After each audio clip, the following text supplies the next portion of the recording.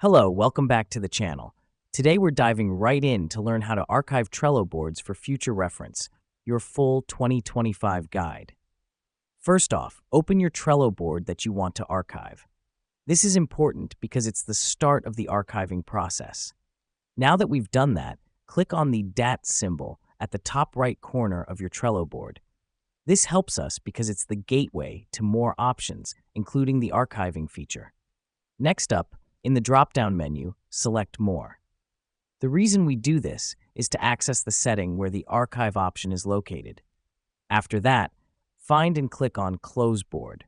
Don't worry, this doesn't mean you're deleting your board. Closing a board is a pre-step before archiving. This step is vital because only closed boards can be archived. Now that your board is closed, click on the Boards menu at the top of your Trello homepage. This helps us because this is where you'll see all your closed boards, which are ready for archiving. Next, find your closed board and click on View Closed Boards. This is a crucial step because it shows all closed boards, including the one we just closed. Now, you'll see your closed board listed. Click on it and then select Archive.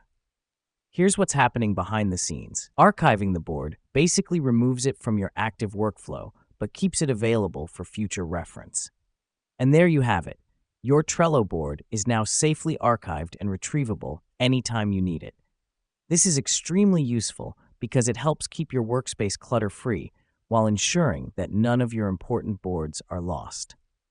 In conclusion, archiving Trello boards is a simple but effective way to organize your workspace and keep track of old projects without deleting them. Thanks for tuning in, and remember, an organized workspace is a productive workspace. Until next time.